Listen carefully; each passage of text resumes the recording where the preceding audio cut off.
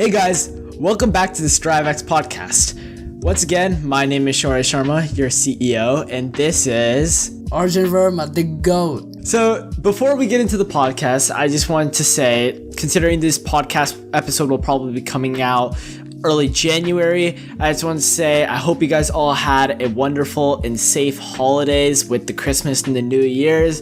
Here at StriveX Academy, we hope that everyone had a very safe and enjoyable holiday season. I know it's been a couple months since our podcast episode released last. We've just been really caught up with school and such, and we've also been having big plans for StriveX Academy in general, so we're hoping to initiate those soon. But we just want to say thank you all for supporting us in the time being. For 2024, we have a lot going on at StriveX Academy. We plan to produce a lot of podcast episodes. We want to write a bunch more guides and even have a bunch more partnerships and expand StriveX Academy as a whole. So there's a lot to come in the new year. So looking forward to that. But beside all that, I just want to say thank you all for supporting us up to this point. We really appreciate it because StriveX Academy would not be possible without you guys. So thank you so much, and we hope you guys enjoy. Now, today we're going to be getting into a topic known as Flipper Zero, which is a new prominent topic that's been going on in the world lately. I'll have Arjun take it off with the history. So like Shorai said, we're going to be talking about Flipper Zero today, so I'm going to go through each point in the history of Flipper Zero so we can delve into like the specifics of the founding team, motivations, challenges, and the evolution of where it is today. So, the founders. Flipper Zero was developed by a team led by Alex Kulligan and Pavel Zovner. To go into Zovner more specifically, Zovner is an experienced hacker and a maker with a background in creating tools and devices for the cybersecurity community, and his motivation stemmed from the need for a compact, versatile tool that could interact with various digital and analog systems. He envisioned a device that would not only be like a practical tool for professionals in cybersecurity and IT, but also an educational and fun gadget for hobbyists as well. So the initial design goals, the team aimed to integrate functionalities like radio frequency communication, NFC, RFID, which is like the things you have on your phone, NFC tags, which can be used to like unlock stuff like cars, infrared, and more into a pocket-sized device. The design was influenced by cyberpunk aesthetics and open source principles, ensuring that the community could contribute to its development. So the initial start, essentially, they had a Kickstarter, and this Kickstarter campaign launched in August of 2020, and it was met with immediate enthusiasm from the tech and maker communities because it was really powerful, and it was like an all-in-one encompassing device which can be used for like everyday tasks such as unlocking doors and other things around your home as well. And the campaign's initial founding goal was surpassed rapidly, indicating a strong market demand for this device. The campaign's success was a significant validation of Zovner's vision and the community's interest in such a tool as well. Not to mention, there was a lot of backer engagement as the team engaged with backers collecting feedback and ideas. The engagement helped refine Flipper Zero's features and fostered a sense of community ownership as well. So, manufacturing challenges and the COVID-19 impact.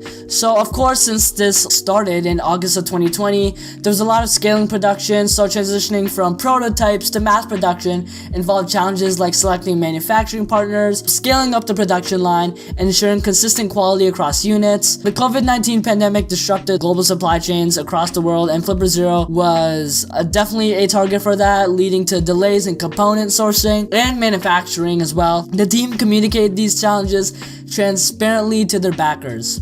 So despite these hurdles, the team prioritized maintaining high quality standards, leading to extensive testing and quality assurance processes. So this led to the first units of Flipper Zero being shipped to backers in 2021 with basic functionalities in place and a roadmap for future updates. So this shows that they were still in development at the time. Early users generally gave positive reviews, praising the device's build quality and versatility as well. The open source nature also received acclaim, allowing for community-driven enhancements as well. So the team released regular firmware updates to improve functionality and stability, as well as the growing community contributed with plugins, tools, and customizations, which is like added mods to show the engagement in Flipper Zero and expanding its capabilities. So post-launch, the team continued to enhance Flipper Zero's capabilities through firmware updates, adding features and improving user experience.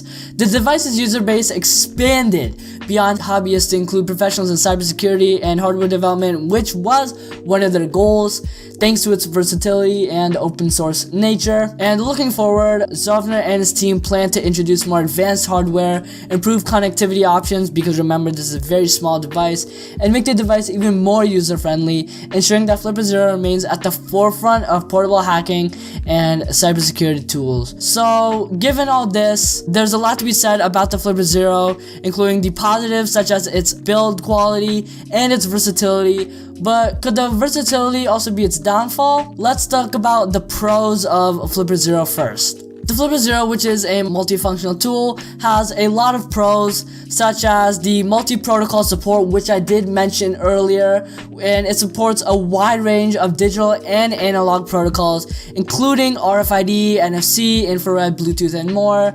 So this versatility allows users to interact with various systems and devices, which could range from Alexas to cars. With its radio frequency module, Flipper Zero can send and receive signals in different frequencies, enabling it to interact with a wide array of wireless devices. The device can also read and emulate NFC and RFID tags, making it useful to access control systems, public transport card cloning, and security research. More on that later. So with its compact size, its pocket-sized form factor makes it extremely portable, allowing users to carry it easily for on-the-go tasks, and it's designed to be very durable with a sturdy casing that can withstand the rigors of field use as well. The device features a simple, intuitive interface with a small screen and navigation buttons, making it even accessible for beginners. So the open source nature of Flipper Zero software encourages community development, allowing enthusiasts to contribute to its feature set and capabilities. There's also a lot of custom firmware and plugins as well, where users can essentially develop and share custom firmware and plugins, expanding the device's functionality.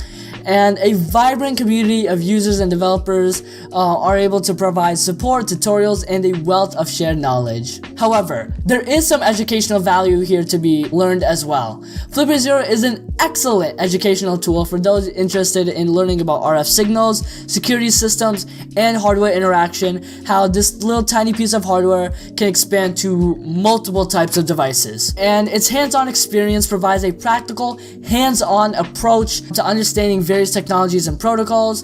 And for cybersecurity students and researchers, Flipper Zero offers a real-world platform to study vulnerabilities and security systems. Professionals in cybersecurity can also use Flipper Zero for penetration testing and vulnerability assessments, as well as this device is adept in learning and interacting with the Internet of Things, IoT devices, facilitating testing and development in this growing field as well. And understanding and testing RFID and NFC-based access control systems is made much easier with Flipper Zero. So you no longer need to carry around a little tiny card with you, a badge to scan to get into places. You can just use this Flipper Zero for anything, anywhere, anytime. So DIY projects. Hobbyists find Flipper Zero useful for various DIY projects involving, of course, RF, NFC, and infrared devices. And this also appeals to gadget enthusiasts who enjoy exploring and tinkering with electronic systems, because the gamified interface and the ability to interact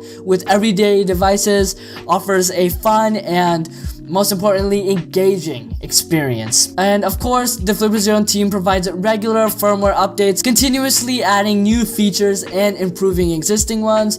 And regular updates also include security patches, ensuring the device remains secure for users more on that later as well. Of course, we also have to talk about the cost. Considering its multifunctional capabilities, Flipper Zero offers good value for money as it's only a couple $100, which is very affordable considering the vast amount of things this little device can do. And the open source nature and community-driven development makes it accessible to a broader audience, reducing barriers to entry and learning about such technologies as well. So in conclusion, Flipper Zero's strengths rely in its multifunctionality, durable and portable design, open source nature, educational value, practical applications in professional and recreational contexts, and its commitment to regular updates and community engagement, which makes it all the more fun for hacking, cybersecurity, and hobbyists as well. So given the pros, we talked a lot about security here and the vast amount of things this can do, but however, that may not always be a good thing. Let's take it to Shoria to discuss the cons of Flipper Zero. Alright, let's talk about the cons because there's quite a bit of them. So Flipper Zero is a multifunctional hacking tool that offers various capabilities and features. But while it has gained attention for its versatility and its potential applications, there are several cons and limitations associated with this device. Number one, it's a pretty steep learning curve. Using Flipper Zero effectively requires a certain level of technical experience. Its numerous features and complex interface may be challenging for beginners, leading to a steep learning curve. But obviously the people using these technologies aren't quite the greatest people, and I'll explain why later. Moving on to our second point, ethical concerns. This device, designed for interacting with electronic systems, can raise ethical concerns. Its capabilities, if misused, could lead to unauthorized access or hacking, creating potential ethical or legal dilemmas. This moves on to our third point, which is security implications. While Flipper Zero is meant for security testing and analysis, in the wrong hands, it could pose a threat for digital security and privacy. Improper use might compromise systems and networks, potentially leading to security breaches. There have been a multitude of cases in which Flipper Zero has been used to override Wi-Fi networks, or pose as certain networks when in reality they are malicious. Flipper Zero has the ability to take someone's account information and collect it for future use. In futuristic applications, Flipper Zero has an extremely negative ability to manipulate innocent people into handing over sensitive information, and it can be immensely detrimental if this type of technology gets into the hands of hackers and such. Let me give a simple example. Imagine you're at the airport and you see free airport Wi-Fi. You have a tendency to just connect to it. You seem that it's nothing but harmless. But once you do that, you get a pop-up that requires you to sign into your Google account. Nothing seems too crazy. That seems to be the case for every single Wi-Fi network you connect to. You have to sign into something, provide some email and password and sign up for it, and then you're good to go. So perhaps you sign into it, you put in your email and password, and that is just the Flipper Zero, just taking your account information. Now, instead of connecting to any Wi-Fi network, you've just handed over your email and password to some type of hacker that used the Flipper Zero to manipulate you. And you could do nothing about it because it's so realistic that you couldn't distinguish whether it was real Wi-Fi network at the airport or whether it was just a facade. You wouldn't be able to distinguish it because it's so realistic. And its capabilities of taking your account information and using it for wrong means is very simple for them to do. This is a big problem because, in my opinion, it's the worst problem out of it all, but I'll get into that when I talk about my thoughts. Fourth place is compatibility issues. There might be instances where Flipper Zero isn't fully compatible with certain devices, protocols, or systems. This lack of seamless compatibility limits its effectiveness in certain scenarios. To be honest, it isn't like anyone really wants Flipper Zero to be compatible with multitude of devices, considering the harmful effects Flipper Zero possesses. But if it is done for research purposes, such as a cybersecurity company is trying to test something, then it should work on a variety of technologies. Dependency on updates. Flipper Zero requires frequent updates and firmware improvements to function optimally. However, this reliance on updates could lead to unexpected bugs or issues, affecting the device's stability. Limited hardware capabilities. While versatile, Flipper Zero's hardware capabilities might have limitations compared to some specialized devices tailored for specific tasks. This could impact its performance in certain scenarios. The cost. The cost of Flipper Zero, as Arjun mentioned earlier, might be a concern for some users. It might be relatively expensive for individuals seeking specific functionalities that could be found in more affordable tools. And availability and support. Availability of the device and comprehensive customer support might vary depending on location and the customer's resources, potentially leading to difficulties in obtaining assistance when needed. It is important to note that while these cons exist, Flipper Zero's drawbacks might not outweigh its benefits for users who require its unique functionalities and who want to use testing or for research purposes in some type of cybersecurity facility. Users should carefully consider their needs and technical capabilities before investing in utilizing Flipper Zero. But as I mentioned, the biggest ethical concern that Flipper Zero possesses, its cons do have a big problem. If put in the wrong hands, their cons affirmatively outweigh the pros. Now, since I'm already talking about my personal thoughts on this, let's just get into my thoughts. While Flipper Zero does indeed have some positive applications when it comes to research and analysis, the negatives that come out of it most definitely outweigh the benefits. Considering Flipper Zero has the ability to hijack technologies such as modern day cars and mobile devices, it is quite evident that Flipper Zero is a malicious device that should be avoided at all costs. If a hacker attempts to override some type of Wi-Fi network in a public area, hundreds of thousands of people, if not millions, can and will be affected. It is up to society to decide if this type of technology is appropriate to be publicly available or not. I personally find it absolutely illegal and unlawful to have something like this floating around in public. Fortunately, there are some solutions in place. So, one, you could have some education or some training. Proper education and training on ethical hacking, cybersecurity, and responsible use of tools like Flipper Zero are crucial. Users should seek comprehensive knowledge on its functionalities and limitations to use it ethically and securely. You could also have ethical use of this. Emphasize the ethical and legal implications of using Flipper Zero. Encourage responsible and legal use, strictly avoiding any unauthorized access or activities that violate privacy or security laws. We don't need that. Secure storage and handling. Store the Flipper Zero device securely and handle it with care to prevent physical damage or unauthorized access by others. Consider using secure containers or lockable storage to protect this device. You should also do regular updates and maintenance. Keep the Flipper Zero firmware and software updated to the latest versions to ensure it is equipped with the latest security patches and bug devices. Regular maintenance can enhance its stability and security. And I like to also mention, just a little side note here, that a lot of software companies try to encourage their customers and saying to keep updating your devices regularly to prevent such bugs or expose any patches where it could be vulnerable, like the device. But I would like to keep in mind, you all, those that are watching, that just updating is not enough, because there's so many times where the Flipper Zero has been able to keep up with the recent updates within days and is able to hijack these software updates because the technology that they developed, it's very advanced. It's capable of keeping up with today's time. So just updating and just letting it sit there is not enough.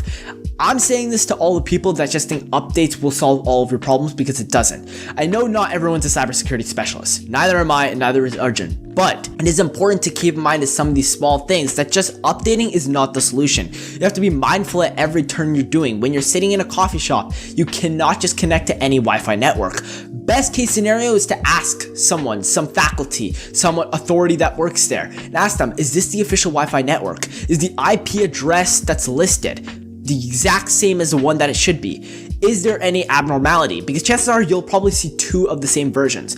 Your best shot is not to connect to both of them and see which one will actually have Wi-Fi. Your best shot is to ask the faculty or authority and ask which one is which, and is it actually legit. If it is legitimately the right Wi-Fi network, then you're all good. You don't need to worry about it because it's been confirmed. But don't just update your device and think that it's all fine, or some antivirus will be able to detect it. That is not the case with Flipper Zero. Flipper Zero is way too advanced for that. Limited access. Restricting access to the Flipper Zero device to be authorized and trained individuals only. Implementing measures to control who can use the device and under what circumstances. Cybersecurity facilities that are trying to do testing, those are fine. Hackers that are trying to use it for malicious means, those are not. Use in a control environment. Use Flipper Zero in a controlled testing environment or lab setting, and avoiding using it in networks or systems without proper authorization or permission. Consultations and support. Seek guidance and support from experts or communities knowledgeable about Flipper Zero. Engage in forums, communities, or groups dedicated to ethical hacking to gain insights and assistance when needed. Legal compliance. Ensure compliance with local laws, regulations, and ethical guidelines related to cybersecurity and hacking activities. Understand that legal implications of using hacking tools like FlipperZero in different jurisdictions. Documentation and accountability is also a big factor.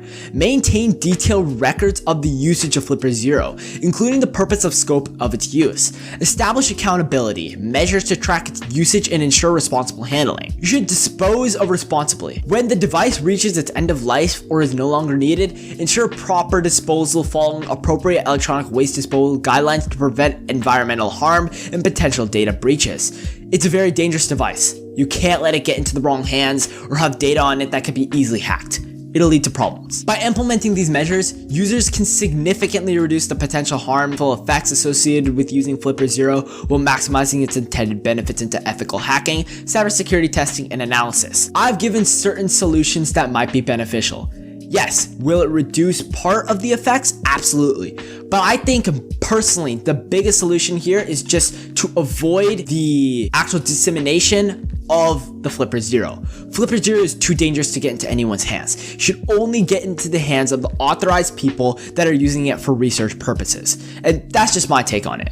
But again, every harmful object or idea that's been placed into the world has still been out there. So these are just some solutions that can minimize the effects. But now let's just get into Arjun's thoughts and see what he has to say about this. So what are my thoughts? Well, in the burgeoning world of technology, the FlipperZero stands as a testament to the powerful synergy between cutting-edge tech and the vibrant DIY culture. This multifunctional tool birthed the innovative mind of Pavel Zovner, Alex, and his team. This has not just captured the imagination of tech enthusiasts, but has also become a symbol of how technology can empower individuals to explore, create, and learn. So I feel like I want to start off talking about its open source nature, and this is amazing because this device's firmware and software was made open for modification and improvement, which invites a community of developers and hobbyists to contribute, and it transforms this little pocket device from a mere gadget into a big platform for innovation. And users have since developed numerous plugins and customizations, extending the device's capabilities far beyond its initial design. So the real magic of FlipperZero also unfolds in the hands of its users. It's become a staple in the DIY tech community, serving as a bridge between complex digital protocols and everyday problem solving as well. From creating custom access tools for RFID systems to experimenting with various multitudes of devices, FlipperZero has enabled a hands-on approach to understanding and manipulating the technology that surrounds us. However, there is this big ethical red flag presented as well. And as we all know, with great power comes great responsibility. FlipperZero's capabilities, especially in the realm of hacking, bring forth ethical considerations as well.